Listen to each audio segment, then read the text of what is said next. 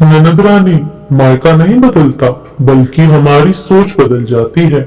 बेटा मनीष, ऐसा नहीं है कि लड़के की उम्र हो जाती है और लड़कों की उम्र नहीं होती।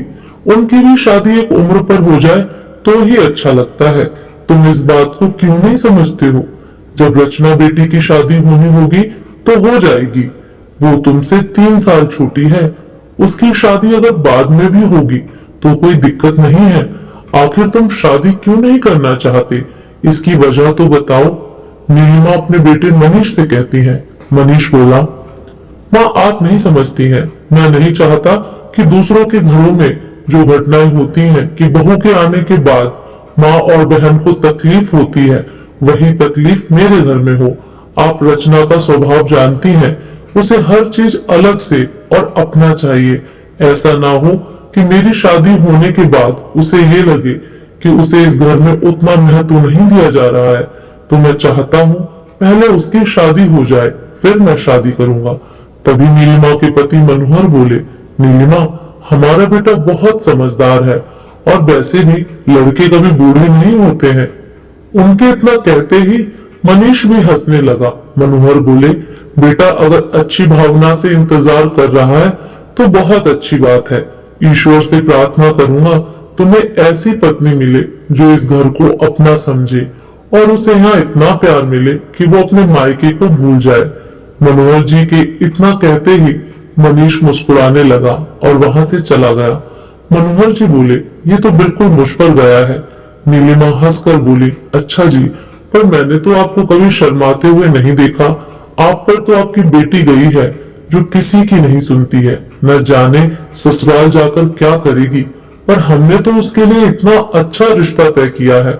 भगवान से प्रार्थना करूंगी कि बस अपने घर में वो रच बस जाए और उसके विदा होने के बाद मैं अपनी बहू को लेकर आऊंगी। तभी रचना अपने कमरे से बाहर आई और बोली, अच्छा तो मुझे घर से भगाने की तैयारी चल रही है। और माँ, मैं अभी घर से गई नहीं हूँ कि आप अपनी बहू के सपने देखने लगी। सच कहते हैं लोग, बहू के आते ही माँ बदल जाती है। पर पापा आप मत बदलना। मनोहर जी बोले, बेटा तुम्हारा भाई इतना अच्छा है कि आने वाली भाभी भी तुम्हारी बहुत अच्छी होगी। हमारे जाने के बाद वो तुम्हें माँ जैसा प्यार देगी, ये हमें भरोसा है। बस तुम भी उसे अपनी बहन मानकर रहोगी तो भविष्य में कभी दिक्कत नहीं होगी। रचना बोली, आप मुझे ये सब बातें क्यों कह रहे हैं? मनोहर जी बोले, बेटा लड़की को हमेशा लगता है कि शादी के बाद उसका मायका बदल जाता है, जबकि मायका नहीं, लड़की की सोच बदल जाती है। अगर वो ये माने कि ये मेरा वही मायका है और भाभी भी मेरी अपनी बहन है, तो देखना कुछ नहीं बदलता। वक्त बीता, रचना की शादी की तैयारी होने लगी। जब रचना की शादी की तैयारियां चल रही थी तो मनीष हंसकर बोला, चलो अच्छा है, अभी अपने घर जाएगी और मेरी चीजों पर अपना अधिकार नहीं जमाएगी। माता पिता बोले, तुम जाते जाते भी इसे रुलाओगे, जब ये चली जाएगी तब देखना तुम्हें बहन की कितनी याद आएगी और हमारे जाने के बाद तुम्हारे लिए बस यही तो रह जाएगी। मनीष बोला, माँ ये तो जा रही है, अब आप किसी के जाने की बात मत करो, वरना लड़कियों की तरह अब मैं रो पड़ूंगा। सोच लो फिर, आपको बहू नहीं मिलेगी। उसके इतना कहते ही सब आपस में गले मिल गए। खरीदारी के समय भी रचना बच्चों की तरह जिद करती और मन चाही चीजों को ले लेती। नीलिमा बोली, इसकी हर ख्वाहिशों को हम पूरा करेंगे, वहां जाकर भी इसे किसी चीज की कमी ना हो, इस बात का हम जरूर ध्यान रखेंगे। मनीष बोला, माँ ख्वाहिशों को पूरा करना अच्छी बात है और यहाँ तो आप इसकी हर जिद पूरी करती हैं, परंतु ससुराल में अगर इसकी यही ख्वाहिश पूरी ना हुई तब क्या होगा? मुझे लगता है एक बार आपको इस बात के लिए भी रचना को समझाना चाहिए। आगे आपकी मर्जी। नीलिमा बोली, बेटा कह तो तुम सही रहे हो, पर जिम्मेदारी इंसान को समझदार और धैर्यवान दोनों बना देती है। ये भी बन जाएगी। धूमधाम से बेटी को ख्वाहिशों की डोली में बैठाकर विदा किया। कुछ महीने तो रचना का मन घूमने फिरने में लगा रहा कि मायके की उसे याद भी नहीं आती थी और माता पिता भी इस बात से बहुत खुश थे। समय बीतता गया, 6 महीने कैसे गुजर गए पता भी नहीं चला। उसके बाद रचना अपनी छोटी छोटी शिकायतों को लेकर मायके आने लगी। नीलिमा उसे समझाती, बेटा वो तुम्हारा ससुराल है, मायका नहीं। तो अपनी जरूरतों और ख्वाहिशों के साथ उनकी ख्वाहिशों पर ध्यान दो। देखना सब ठीक हो जाएगा और वो भी तुम्हें अपने लगने लगेंगे। माता पिता के समझाने के बाद भी जब रचना अपनी मनमानी करती तो मनीष उसे समझाता, तो रचना को वो बात बहुत बुरी लगती थी। करीब 1 साल बाद मनीष की भी शादी हुई। उसकी पत्नी नेहा एक कामकाजी महिला होने के साथ बहुत ही समझदार थी। उसने आते ही पूरा घर और सास ससुर की जिम्मेदारी सब संभाल लिया था। नीलिमा और मनोहर जी दोनों नेहा से बहुत खुश रहते थे और उस पर अपना प्यार लुटाते थे। नेहा के आने से उस घर में रचना की कमी नहीं खलती थी। ये सब देखकर कहीं ना कहीं रचना क्रोधित हो जाती थी और न चाहते हुए भी कुछ ना कुछ बोल देती थी। मनीष तो उसकी भावनाओं को समझ जाता था और वो नेहा को भी समझा लेता था। समय बीतता गया। करीब 1 साल बाद अचानक से मनीष के पिता की तबीयत बिगड़ी और 2 दिन बाद उनका देहांत हो गया। मनीष नेहा से बोला, नेहा, माँ को घर में अकेले छोड़कर काम करने का मन नहीं करता। पहले पापा थे तो बात अलग थी, पर अब इस उम्र में माँ को घर में अकेले कैसे छोड़े। नेहा ने मनीष की भावनाओं को समझा और उसने अपनी नौकरी छोड़कर घर और सास को संभालना ज्यादा जरूरी समझा और उसी में वो रम गई। घर की जिम्मेदारियों को संभालते हुए नेहा का अपने मायके कम ही आना जाना हो पाता था। वहीं रचना मायके के चक्कर लगाती रहती थी। नेहा की शादी के 2 साल बाद उसने एक प्यारे से बच्चे को जन्म दिया, तो उसकी सास का पूरा ध्यान पुरानी बातों से हटकर उस बच्चे में लगा रहता और अपने दुखों को वो भूलती चली गई। एक दिन रचना जब मायके में थी तो अपनी माँ से कुछ बोल रही थी, परंतु वो बच्चे के साथ खेलने में मगन थी। तो रचना बोली, माँ, भाभी के आने के बाद आपका मुझ पर ध्यान नहीं रहता था। इतना तो समझ में आता था, पर अब इसके आने के बाद तो आप जैसे मुझे भूल गई हैं। अब सच में लगने लगा है कि मेरा मायका बदल गया है। तभी नेहा वहां आई और बच्चे को लेते हुए हंसकर बोली, ननद रानी, मायका नहीं बदलता, बल्कि हमारी सोच बदल जाती है। हम अपनी वही पुरानी जगह और वही वक्त अपने मायके में ढूंढते हैं, जबकि देखा जाए तो हम अपना वही पुराना समय और जिम्मेदारी मायके में न देते न निभाते हैं। तो ये बात अपने मन से निकाल दीजिए कि मायका बदल गया है। जैसा आप छोड़कर गई थी, आज भी आपका मायका वैसा ही है।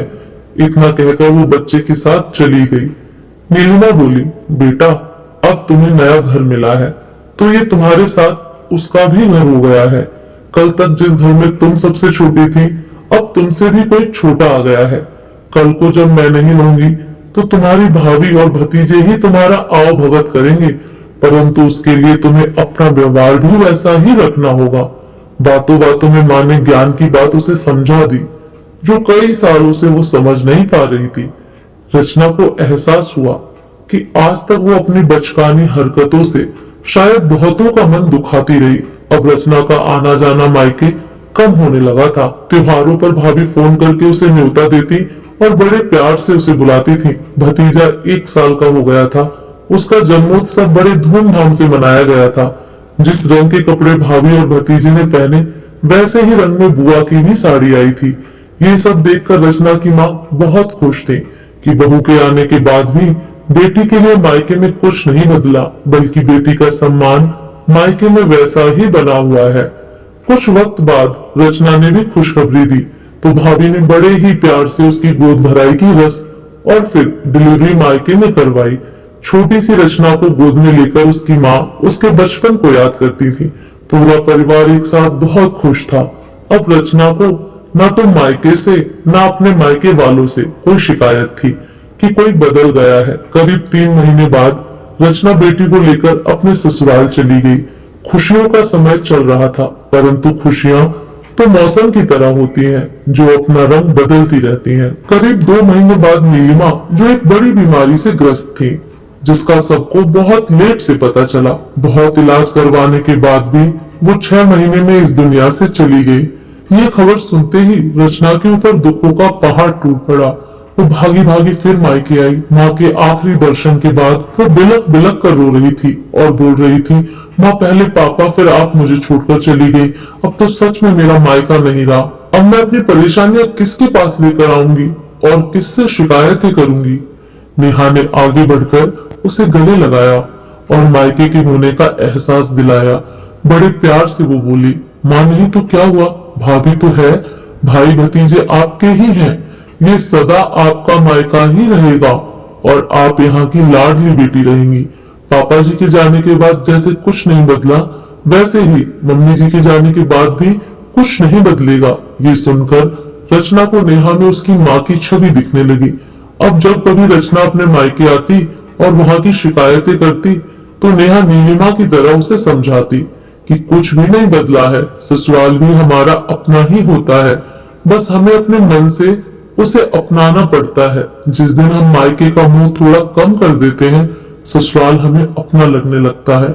ये सब कहकर मैं आपको यहाँ से दूर नहीं बल्कि आपके घर से आपको करीब कर रही हूँ, जिसे सुनकर रचना बहुत खुश होती थी कि अब माँ के बाद भी उसे कोई समझाने वाला है।